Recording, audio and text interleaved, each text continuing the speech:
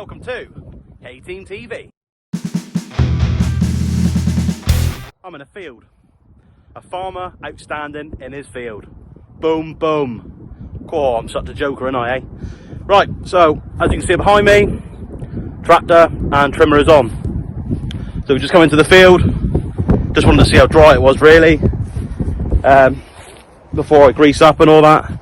So first of all, we're going to grease up, go for a few pointers, why and what we grease up, and then we will start trimming a few bushes, because we all know we like a trim bush, don't we, ladies and gentlemen? Right, so let's just get on with it and rub it in on again. Right, so first of all, I'm going to focus on the head. The rotor is the most important for me to keep greased and to keep that all nice and wet in there. It doesn't like to dry out, it's just bearings in there, and we all know a dry bearing doesn't like, well, to be without grease. So go for the greasing point on her, then we'll focus on the actual arm, and then, like I said, we can actually do some trimming. Right, so let's grease her up. Right, so the grease nipple's on the actual rotor itself. So we've got 3 grease nipples here. So you've got one on the top, right on the end of the rotor. Got one on the join of the rotor to the pump. So obviously this is the pump, this bit here, then this is the join here. Then one down here on the end cap, down here like that. So I like to grease these, really give them a good pumping full of grease. Well, you can't really go overboard on these. Just really, you know, let the grease come out if you want the grease to come out. You can never go overboard with them. I like to just really grease them and really lubricate them. Like I said, if I'm trimming all day, this will get done twice a day. This is a big thing for me, because once this goes, you've had it. The actual joins on the actual trimmer itself, they're well greased anyway, but if you're in a rush and you're not you haven't got time to actually grease the arm and all that, it's not the end of the world, it'll be done. But the head for me is the most important part.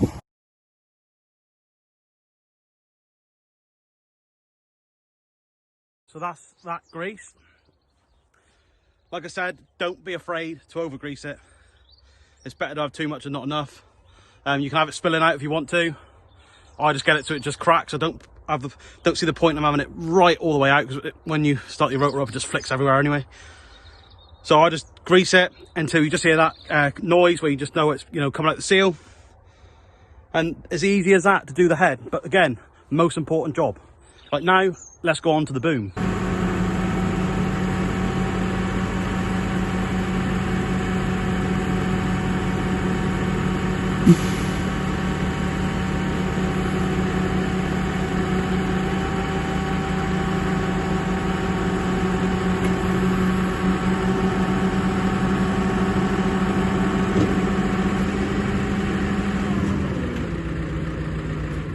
Fairly straightforward how to grease up. I mean, the easiest thing I can say really is like grease nipples, because some people aren't too sure where, you know, grease nipples are, or where they should be. You know, some people just aren't mechanically minded. Again, no, not an issue. It's just to make it simple for yourself. I've always, you know, any moving part should be a grease nipple. That's what I go with. Simple as that. I know sometimes you have your plastic bushes, you know, and stuff like that. They won't have a grease nipple, but I just go look for every moving part. It's got a grease nipple, but grease in it. If it hasn't, you don't need to worry, because there's no grease nipple there. Right, so we'll just go through the grease nipples. So one grease nipple there, another one on the turn, the top end. Got one underneath the pipe, right there. And it's quite simple. You'll have one which you'll line up with that hole there. So on that ram there, comes around to here, and you grease it up that way. But again, it's so simple. You can see every grease nipple on this. So there, on the actual arm, so there, and there, and there. Just take you for a walk down the arm. Again on there. You know, every moving part, there is a grease nipple, and it's all out in the open. All on the head. Again, just all simple, all looking at you. You might have to move the head a little bit just to get around different, you know, angles to get your grease nipple, but simple.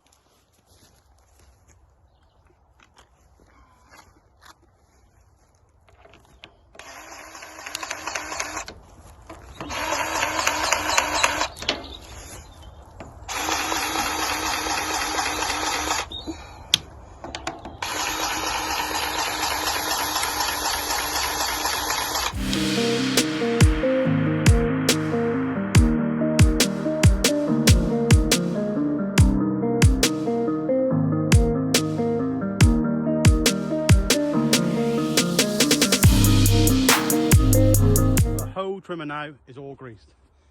And if you look, excuse me, you look here, all on the telescopic arm is all done, just a dab of grease. You can see because the bloody sun is all just a squirt of grease all the way down the arm. There's something to lubricate it. That's plenty good enough. Well, I hope that was simple enough, because it really is simple. I mean, there's no point going in depth about it because it is just grease nipples. If you see a grease nipple, put some grease in it. It's like I said all the time, I say it, grease is a lot cheaper than steel. So there we go. Hope that just, you know, you see how we do things and how easy it really is. Right, I'm going trimming.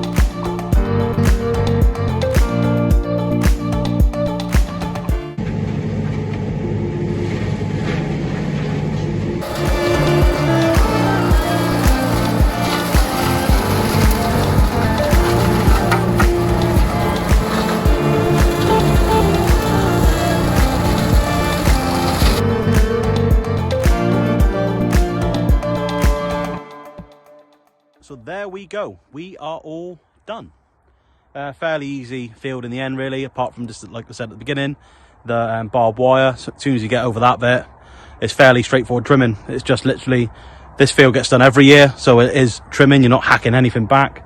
It's quite, you know, don't know if you can see the trimming.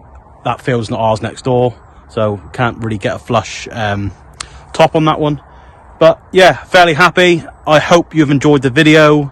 just explaining a few things about maintaining the hedge trimmer, well, greasing anyway. But yeah, please like and subscribe this video if you can. Leave a comment below, any questions, and also give it a nice thumbs up. And let's see if we can get 1,000 likes. If you do watch a video, just give it a like. Easy as that, just press the button. And remember, if you are after Thehayteamtv merchandise, we are on eBay. So just type in Thehayteamtv and it will all come up. Right, I'm off to feed cattle now. So I'm going to take myself off and do that. And anyway, so I will see you on the next one. Cheers.